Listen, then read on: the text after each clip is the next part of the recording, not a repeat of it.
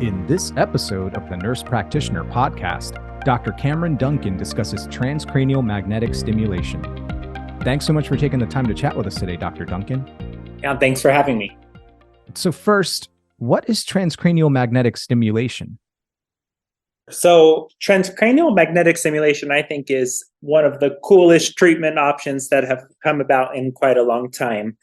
I'm a psychiatric mental health nurse practitioner, and I own a clinic in Reno, Nevada that's independently nurse practitioner owned and operated. And our focus is blending mental health with physical health. It's really important to me and my philosophy when it comes to health that you really can't disconnect physical and mental health from each other. We really need to think about the person as a whole. And that's the same thing is true when it comes to treatment options. Major depression is the most common mental health diagnosis that I see in my clinical practice and that we see really across the country. And on the most recent statistics that I've seen, approximately 7% of people in America will experience major depression at some time in their life. And treatment for depression, it can take a variety of shapes, but typically we use various psychiatric medications like antidepressants or mood stabilizers to help treat with depression. And then there's also many types of psychotherapy or talk therapy that can be really effective in treating depression. Both of those treatment options are very effective.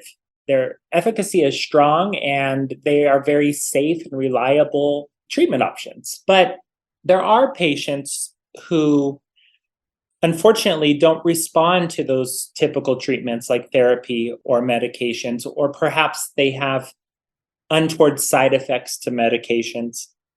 And when that happens, us as mental health care providers, we have to figure out different options for them to help them in battling their depression. So that's exactly where TMS came about. Transcranial magnetic stimulation, or TMS, as I'll probably refer to it a few times today. It's a treatment option. It's non-pharmacologic, so patients don't have to take medication with it, but we'll talk about that a little bit more. But it's a treatment option that uses magnetic pool, hence the name, to target depressive symptoms in the brain. The method that TMS uses is called neuromodulation. And neuromodulation means, if you think of it simply, it's how to modulate and how to activate certain areas of the brain that may be responsible for the depression symptoms. What we know about depression is that there are decreased activity. So those neurons in your brain are not firing as they should be, specifically in the dorsolateral prefrontal cortex. So what we try to do at TMS is we use the neuromodulation directly over the PFC, the prefrontal cortex, to try to activate those neurons and get them firing and activate that area of the brain, hopefully with the end goal of relieving many, if not all, of those symptoms of depression. All right. Thanks so much for explaining TMS for us. Yeah, if I can add one more thing about it, just so our listeners can really understand what TMS is. TMS is a machine. And the main part of the machine, we refer to it as a coil, but what that is it's a magnet that is housed there. And when that magnet is activated, what it does is it depolarizes those neurons in the brain to get them firing. A single treatment of TMS will pulse over 3,000 times over the treatment course. So it's really a quite fast treatment option, but the coil just sits right on top of the scalp. And when it pulses, it might provide a little bit of discomfort, but it doesn't cause any pain to the patient who's receiving the treatment, which is one of the great reasons why I really like this treatment option. The second thing is patients can tolerate it very well and not have to risk having side effects from this treatment like they do with medications. So even though medications are really effective and they're still our first line treatment for treating depression, TMS is really a much safer option. Thanks for breaking down TMS. Yeah, absolutely. What patient characteristics must be present to be a TMS candidate? So as of right now, TMS has been cleared by the FDA for treatment in adults who have treatment-resistant depression. And treatment-resistant depression, what that means is that you have tried and failed another type of treatment, like one medication, or you've done some psychotherapy for some time, whether that's cognitive behavioral therapy or EMDR therapy, whatever the case might be. When you've tried and failed just one of those options, that's when you're considered to have treatment-resistant depression. However, most patients, they don't actually access TMS treatment. And in some cases, insurance won't even allow TMS treatment until patients have failed 2, 3, 4, some insurance companies used to say 6 medications. So you can imagine the amount of time and the amount of struggle some patients might have when they're trying to seek help for their depression because they can't necessarily access the service. But TMS is approved by the FDA in that specific population, adults with treatment-resistant depression. And typically, those patients will be referred to a psychiatrist or a psychiatric nurse practitioner who will then perform that treatment. So what that means is primary care providers or even other specialists who have patients who are dealing with depression can offer and recommend TMS and get them referred to a behavioral health specialist. TMS is also, it's indicated in people with treatment-resistant depression, whether this is their first, what we call a single episode, or if it's a recurrent episode of depression. So some people, they have recurrent episodes throughout their lives where the depressive symptoms meet the criteria for major depression, and it comes at sometimes unpredictable periods throughout their life. Whereas other people maybe have only experienced just this single depression episode. Both of those patient populations would be eligible for treatment. I think I mentioned earlier, we don't use TMS therapy as a first-line treatment option. That's not how the FDA has approved it. However, TMS, as I said, because of its safety and its effectiveness, could definitely be used very, very early in treatment. And TMS now is really covered by most insurance companies, including Medicare and Medicaid in most states. So it's really important to know that all patients with health insurance have access to TMS therapy if it's in their region. Well, here's hoping patients can have more of an ease of access to this treatment option. Right. Access is such an issue with mental health as a whole. And I'm happy to see that there are more and more strategies getting put into place. There are more and more mental health providers getting out into the community and serving the community. And we still have a lot of work to do when it comes to the stigma of mental health, but I think we are moving in the right direction. That's great to hear. Now, what is the treatment course for someone who receives TMS? Okay, so prior to the first treatment with TMS, the patient will have an assessment with their mental health provider, whether that's a psychiatrist or a PsycNP.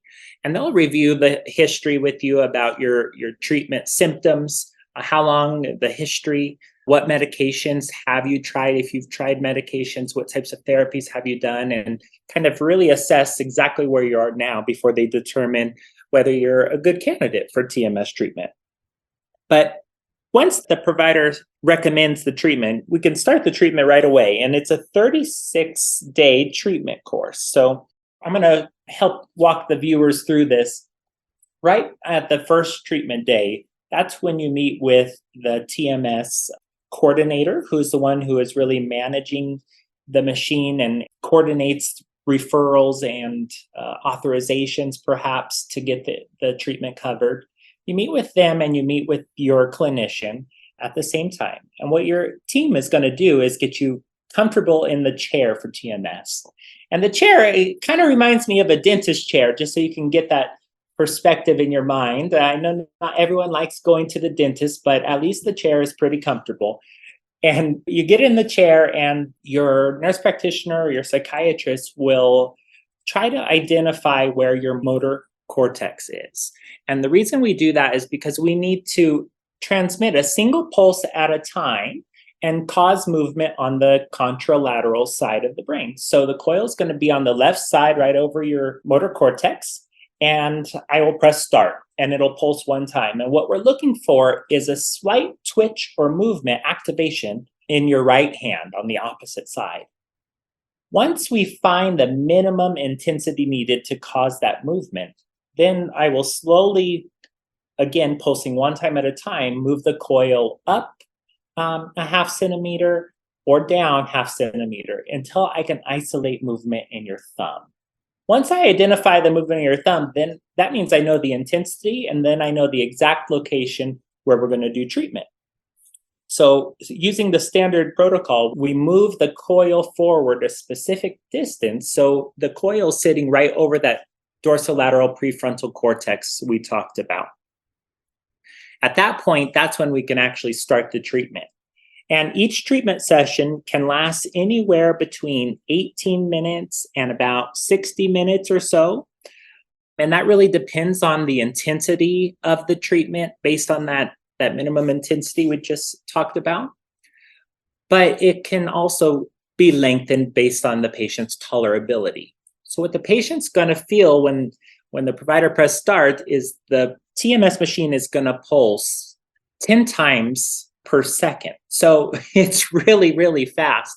And it'll pulse for a 4-second period. And it'll repeat that course throughout the treatment session until you get up to that 3,000 pulses each day. You continue that treatment for 36 total treatments, so 5 days a week, and that's about 6 weeks. And then the final 3 sessions, we taper them out. So that 7th week, you may only do 2 treatments, and the 8th week, 1 treatment to kind of slow down and end the treatment course. What we hope is, of course, sooner than treatment 36, but at least by that 36th treatment, the patient has experienced a significant or if not total reduction of their depression symptoms. We appreciate you breaking down the logistics of the TMS treatment course. When TMS is effective, does that mean you can stop taking your antidepressants? That's a really good question. And that answer will vary based on every single individual. What we hope, of course, is that when we use treatment options, whether they're medication, therapy, or this TMS therapy, that it helps the patient have a reduction and full resolution or remission of their symptoms. That would be ideal. And it is very possible with TMS. So I'm going to talk to you a little bit about my personal experience in treating patients with TMS. The majority of the patients that I've treated have been able to lower their medication. So some of them are on 3 or 4 antidepressant or mood stabilizing antipsychotic medications. And after the TMS treatment, we're able to safely reduce the medications without having their depression symptoms recur. I've had several patients too who have been able to taper down and discontinue all of their medications. And still to this day, they are doing very well in managing their depression. They're still in remission. But I've also had some patients who have a significant reduction of symptoms of depression. Their depression actually significantly reduces or even sometimes reaches remission. But when we try to lower the medication, those symptoms come back. So what we do in that patient population is we keep them on the medications that are keeping their depressive symptoms at bay.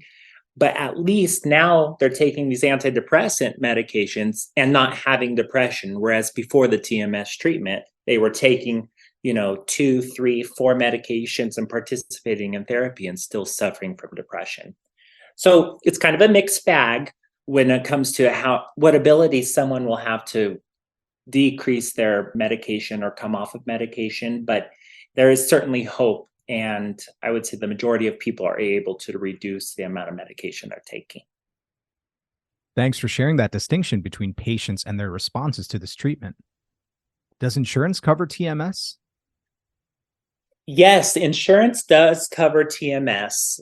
I believe I mentioned a little bit earlier, both Medicare and Medicaid in most states does cover TMS.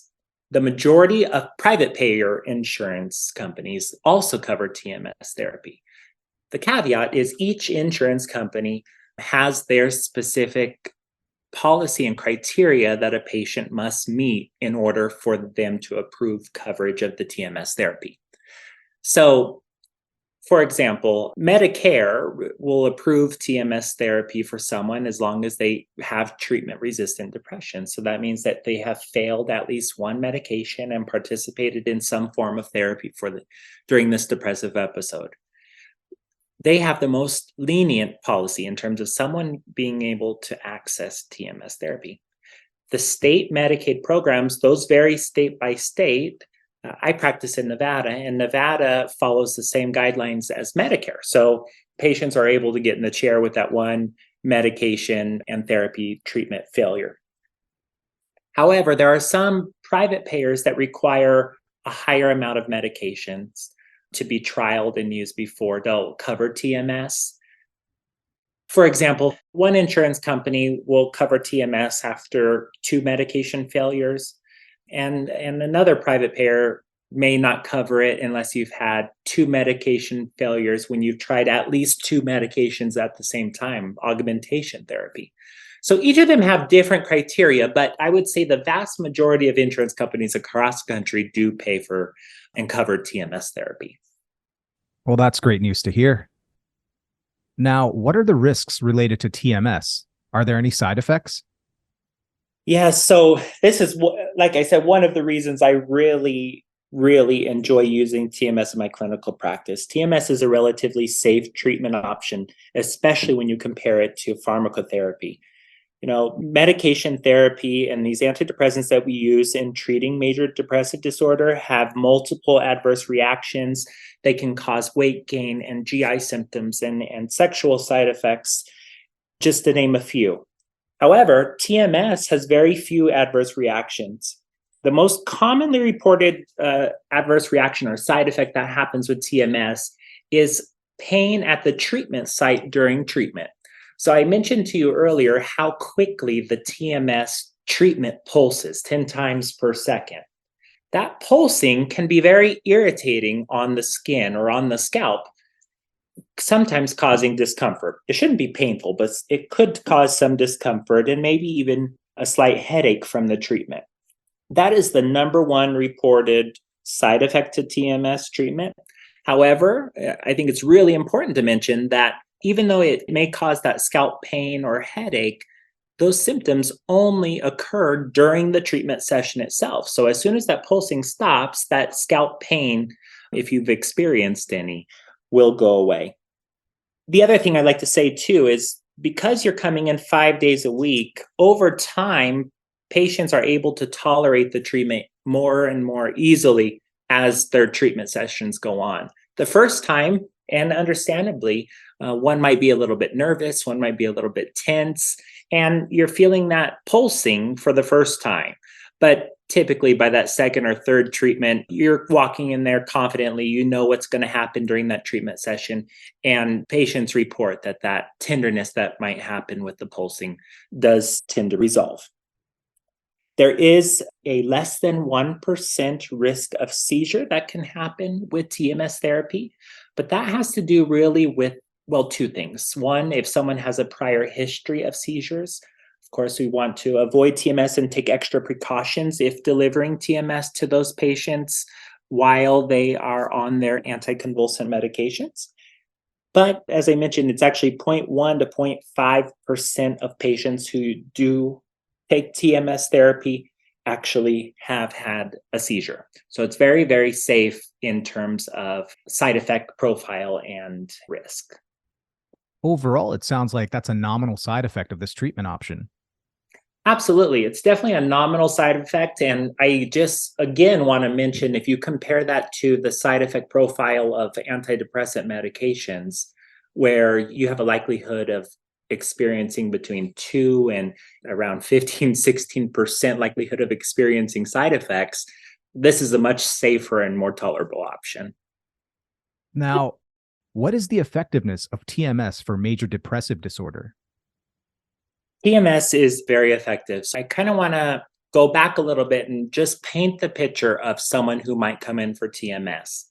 So this is specifically indicated for those patients, adult patients, who have what we call treatment-resistant depression. So that means that they've already trialed therapy and they've already trialed at least one medication before they're considered a candidate for TMS.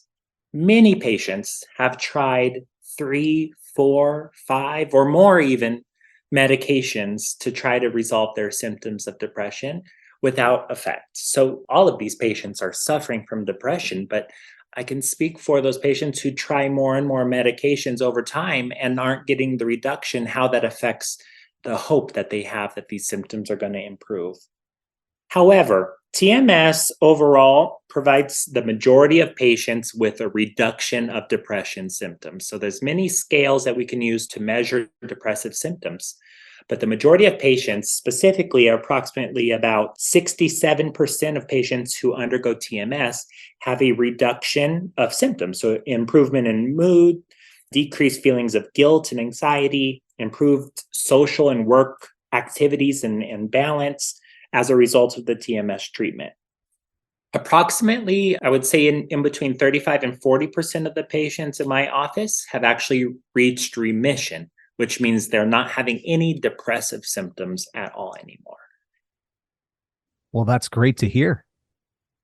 Yeah, and if I can add one more thing, what I also think is really impressive about TMS therapy is its long-term durability. We have studies that are looking at patients who undergo TMS therapy, have a reduction of symptom, and what we see is that their symptoms hold for the study I'm referring to now, hold for at least 12 months after treatment.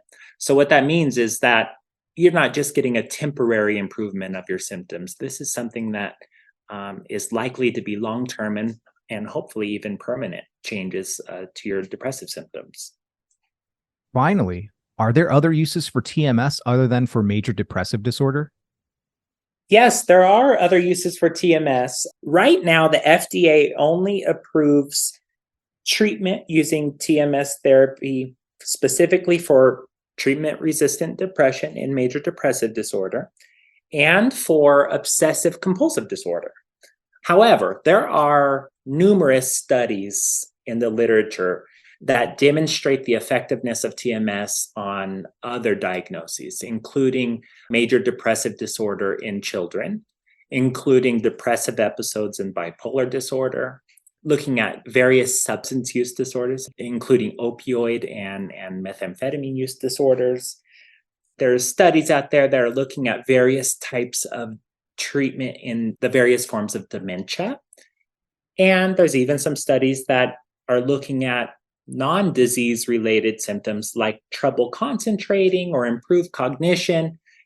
So there's a wide variety of, opportunity for TMS to be used more in clinical practice to help patients deal with whatever ailment or whatever symptom that they're dealing with at a particular time in their life.